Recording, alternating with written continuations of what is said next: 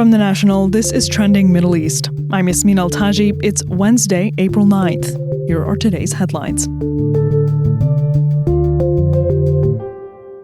Iran says it's set to engage in indirect talks with the U.S. on a potential nuclear deal.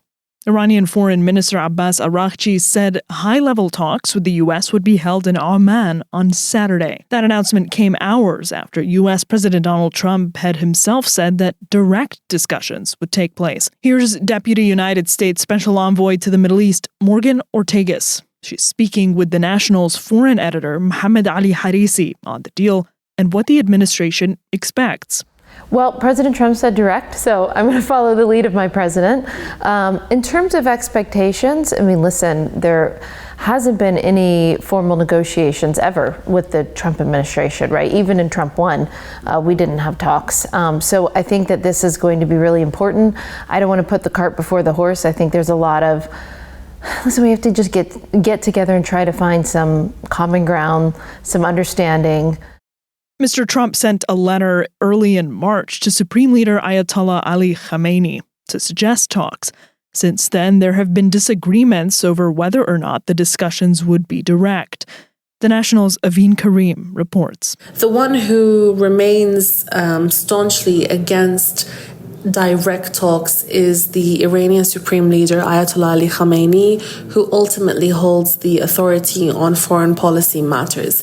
And he blames the US, specifically the current Trump administration, for leaving the nuclear deal. And he's also said that direct talks with the US cannot happen, given the pressure, the policy of maximum pressure, and threats that Mr. Trump has issued towards Iran. Oman maintains good relations with both the U.S. and Iran.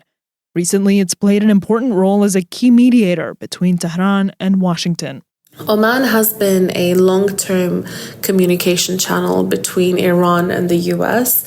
It played a crucial role back in 2015 when the first nuclear deal took place, and it has also played a very important role in sending messages between the two countries. The road ahead between the two countries remains difficult despite talks taking place on Saturday, and it's coming at a time of increased pressure on Iran and threats from Mr. Trump. And actually, even on Monday evening, when he first announced that the talks would take place, he warned Iran that it would be in danger if the talks failed.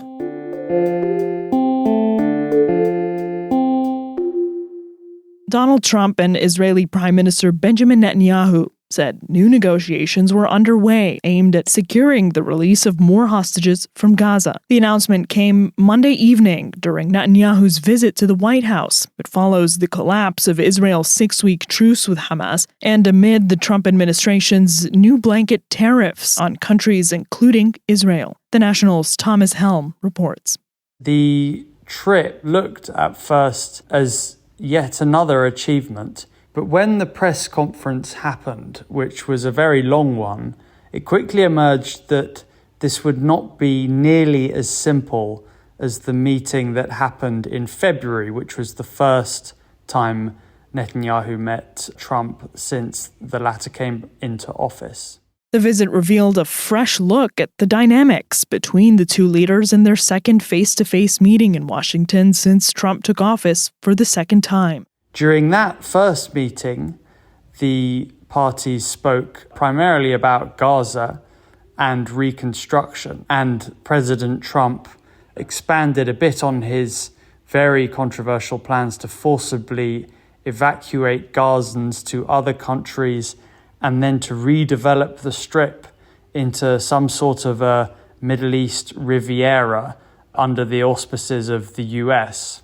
This was hugely worrying to the international community, but Prime Minister Benjamin Netanyahu very much enjoyed hearing it. Among topics of discussion, Gaza, Iran, and, of course, Israel. During February's meeting, Mr. Trump had only very stern words for Iran, but this time round he announced that the US was in direct talks with Iranian leadership over the nuclear program. This is concerning for Israel and Mr. Netanyahu in particular, who has made the Iranian nuclear issue one of the key subjects of his prime ministerial career, which goes back decades.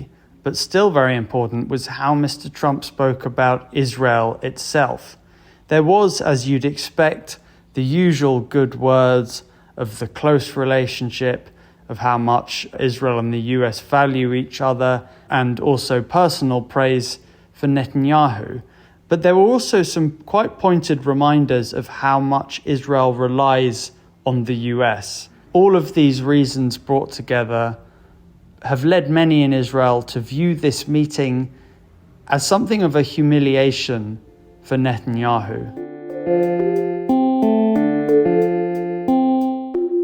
The U.S. military campaign against Yemen's Houthi rebels is expected to accelerate. Defense Secretary Pete Hegseth said this week the operation is only just beginning. The U.S. last month started a campaign of strikes against the rebel group that controls much of Yemen and has wreaked havoc on international trade by attacking ships crossing the Red Sea. Mr. Hegseth said the U.S. campaign against the Houthis had already been, quote, devastating. Officials have said the bombing campaign has successfully hit the Houthi military leadership. The strikes were at the center of a scandal after it was revealed that top U.S. officials, including Mr. Hegseth, were discussing them in real time on the encrypted messaging app Signal, without being aware that a journalist had been accidentally added to the group. Nobody's texting war plans. Well, I noticed this morning, out came something that doesn't look like war plans.